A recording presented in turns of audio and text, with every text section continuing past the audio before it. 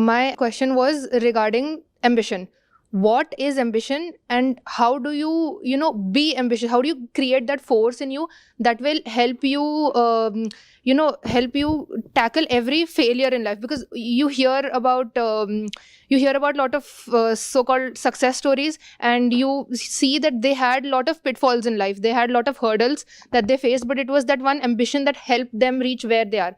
So how do you develop that force within you? We'll take that. It's a very, very important question. It's a life-changing question.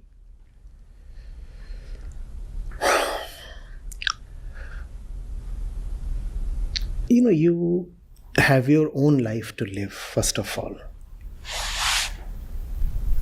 And nobody can be fulfilled reaching a place somebody else has reached. You're born differently. What fulfills one cannot fulfill the other. What's more, you do not even know whether the other is fulfilled. Are you getting? You have someone in front of you who's touting himself as a success story. I am a success story, right? I had ambitions. And fueled by ambition, I braved all the challenges in life. And then I have reached this particular place. So I'm a superstar. Come on, follow me. I present myself as a role model, right? How do you know, first of all, that he has really reached any place of any worth? He's showing you what he needs to show you. The video that you are watching is a heavily curated and edited one. Do you know that? All kinds of filters and edits. So much has been put into it. The video that I'm talking of is the person's life story. How do you know how he is internally? And if all your role models have indeed reached worthy places, why do you hear of so many cases of suicides among those people? Why? And when they die by suicide, it makes big news. It makes big news precisely because so many people considered them their role models, right? Now, if he was indeed worthy of being a role model,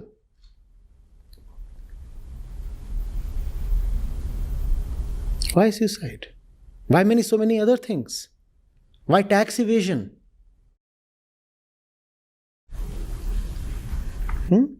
Why so many other kinds of crimes?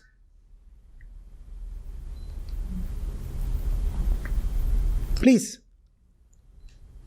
He was a role model, charged of murder. Black money, money laundering, hawala, drug abuse, rape, illicit dealings. I'm not alleging that all those you consider role models indulge in these things. I'm asking you, what do you know about his inner life? Can you? Being a celebrity, will he allow the inner details to ever emerge out? He is living off his reputation, correct? His reputation is his earning. Will he allow his reputation to be tainted? Then how can you be so ignorant, so gullible, that you watch a video or read a story and think of it as true? Did you publish that video? Who published that video? Come on. He published that video. So he is showing you what he wants to show you. He is doing what he wants to do. Why do you have to believe in what he is doing? Get that thing off your mind. When something fancy comes in front of you on the screen or somewhere, you just feel compelled and the visuals and the audios and the narrative that just overpowers you, does it not? Like the eyes, they are gone, they are no more yours. The screen has captivated the eyes. The narrative has enchanted the mind. It's all gone. You are enslaved. And can you question the screen? Can you question the screen? Can you pause the video and say, well, I have a question to ask? Can you do that? You can't. Even if that fellow is speaking live, chances are he will not accept live questions. Even if he does accept a live question, chances are he will not tolerate cross-questioning. He will not allow the real thing to emerge. So there is no need, as young people, for you all to just fall for the stories. They are stories. They are very, very carefully written stories.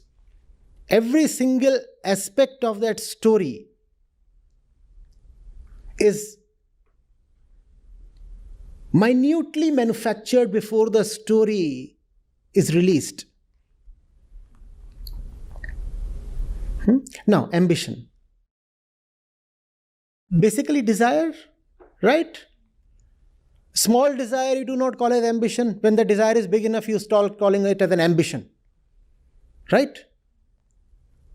You want a glass of water, a little tumbler, you don't call it, oh, I want it. You want a bigger jug, you probably call it a desire. Want, desire. You want an entire tank, that's an ambition. What has changed? Is there a fundamental difference? Is there a fundamental difference? You want a little plot of land for yourself, you call it a desire,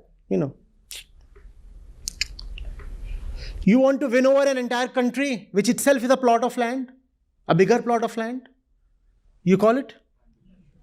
So that's desire, simple desire. And where do all desires come from? Your animalistic biological conditioning. Have you seen dogs fight over their territories? Have you seen? Have you seen how one dog gets bitterly furious when another dog encroaches over its territory? And have you seen how they mark their territories? They just raise one leg, and the stuff that they do is actually a territory marker. That's to indicate to the other dogs, this is the border, the international line. Don't breach into my sovereignty.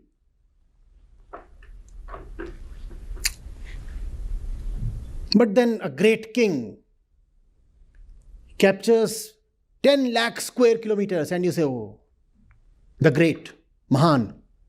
He is doing what dogs have always done, capturing territory. That's ambition. Amplifying your animal nature. That's what. What do ambitious people want? Please tell me. More. And more of the material, right? That's what animals also want. What's there in that? What's there in that? You have a life to live. You are very young. Can you work for something rather worthy? Can your energy come from love rather than ambition? And when you are very ambitious, obviously that inspires energy within, right? If you have desire for something, you feel energized. Have you seen that? And when you are ambitious, you feel all the more energized. It's just that all that energy is very cyclical. One moment you feel motivated, the other moment you feel demotivated. And then you run towards some motivation pill. But anyway, a lot of energy comes from ambition. If you are ambitious, you will find spurts in energy. Can you live in the energy that comes from love? That's the question. Ambition says, I'll be fulfilled when I achieve that. Can you spend your life doing something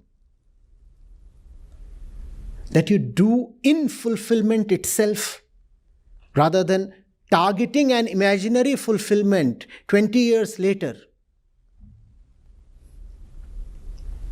I'm starting up. Here's my new venture.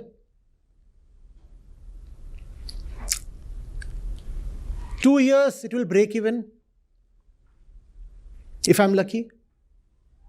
6 years later, IPO. And then 2 years after that, I'll exit. And when I'll exit, I'll have lots of money. I'll sell off my shares. And then I'll be fulfilled.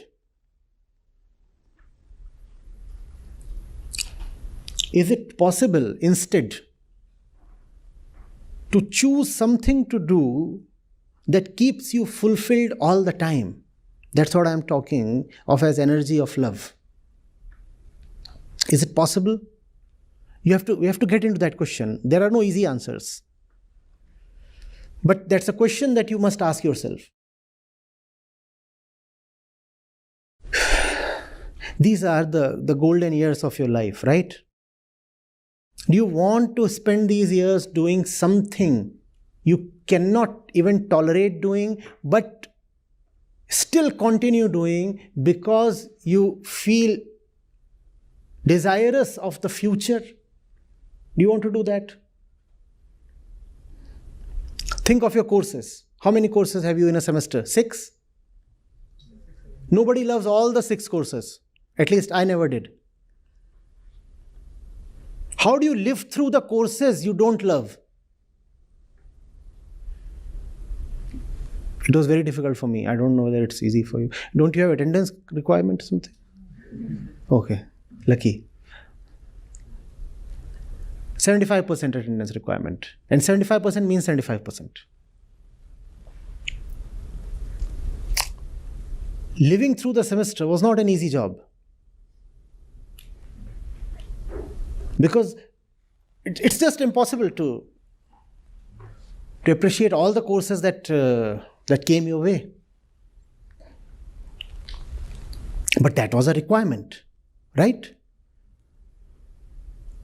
Once you are out of the campus, there are no requirements.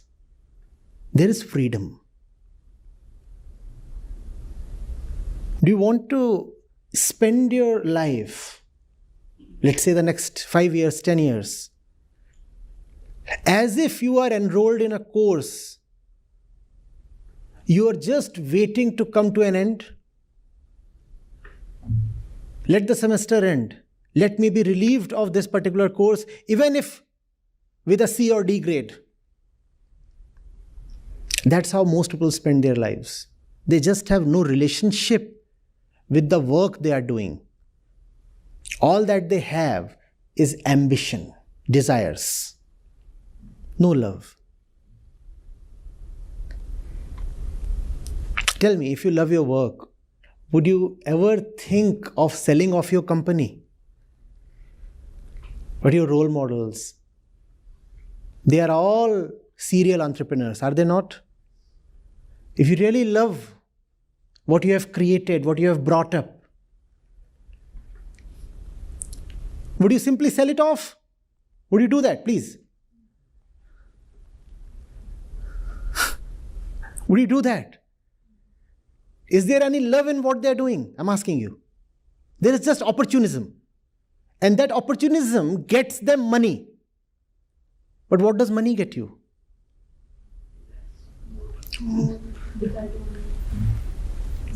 That's not the way to live. That just leaves you very, very poor within. And that's what matters.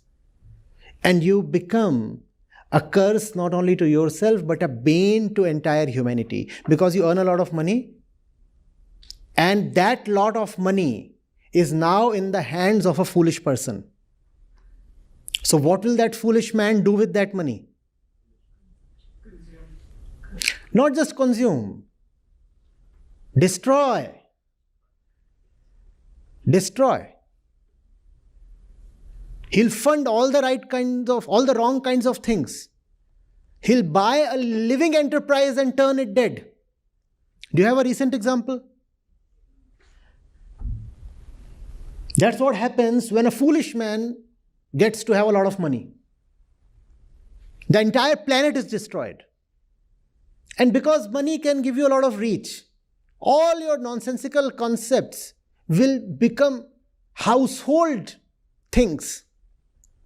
You start saying, well, climate change is not a problem at all. Well, the earth actually needs more kids. Come on, go reproduce. What if the earth is burnt to ashes? We'll go and colonize another planet.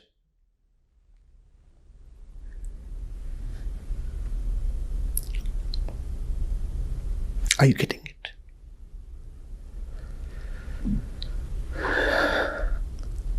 Ambition is a very stale thing. It's a dead thing. Do not forget where it comes from. It comes from your past in the jungle.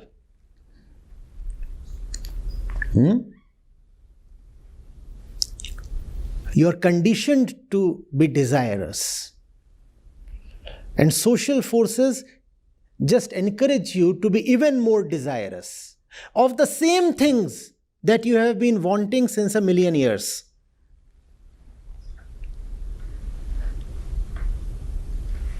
Same things.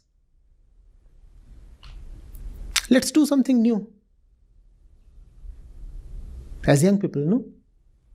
Or do you want to live the same life that your ancestors in the jungle were living? Huh? The monkey wanted a fruit, you want an orchard. Is that fundamentally different thing? Please. Huh?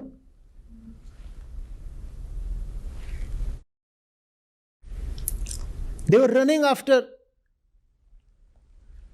female monkeys then. And even today you are running after the female monkey. Maybe in a Ferrari.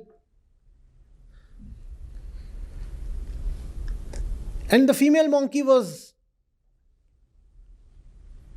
attracted towards the alpha monkey then. Even today the female monkey is attracted towards the alpha monkey. Who is the alpha monkey today? The one with the Ferrari and the money. It's also monkeyish. Can we live fresh lives, new lives? Or do you want to continue that same animalistic tradition?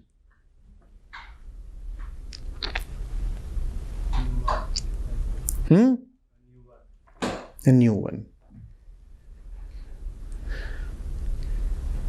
Then tell yourself that you are free to not to believe, to not to be influenced. Freedom must be your most important value.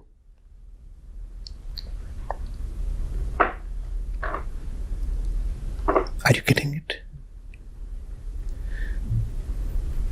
The world wants to steal away the most important thing that you have, which is freedom of mind, liberty of consciousness. Do not allow the world to do that. And the world is not just outside of you, also inside of you. Your own thoughts and emotions. Be very cautious of them. They are not yours. They belong to the world. They belong to this body. And this body belongs to the world. This body is a heavily conditioned body.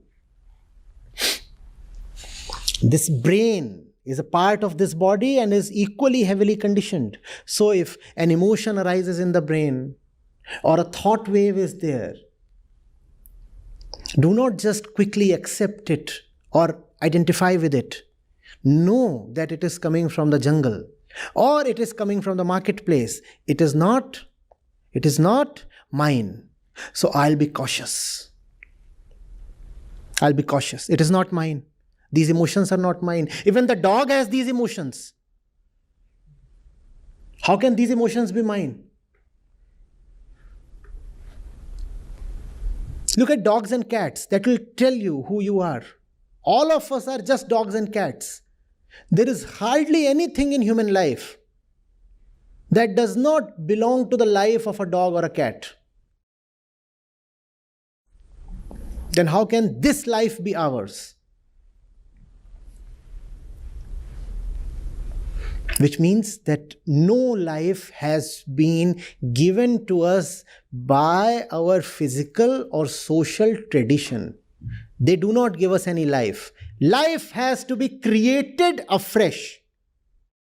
You have to write a new script of your own. The old script is not yours.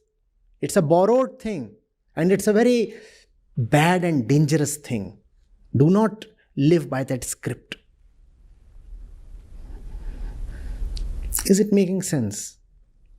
I do not expect it to make much sense, but still.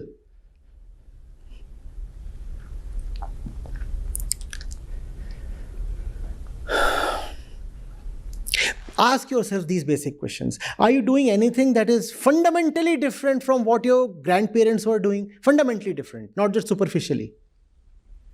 You want money? You want money? Your grandpa also wanted money. How are you different?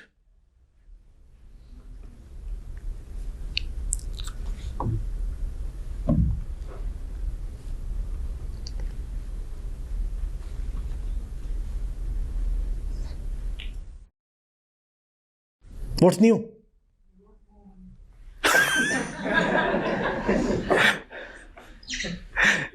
He also wanted more money compared to somebody else, yeah. What's new? Yeah? Yeah, that might change, right? That's true. That's true. The purpose of getting more money. Yes, that can change. That obviously, we are not saying that newness is not possible. It is definitely possible. Definitely a new life can be lived. Definitely. But not if you do not discard the old life. And you cannot discard it if you do not know that it is old. We keep thinking of the old as we keep thinking of all the old stuff as brand new. Oh, I've fallen in love. I'm the first man in the world to fall in love. It's happening all over the place, son.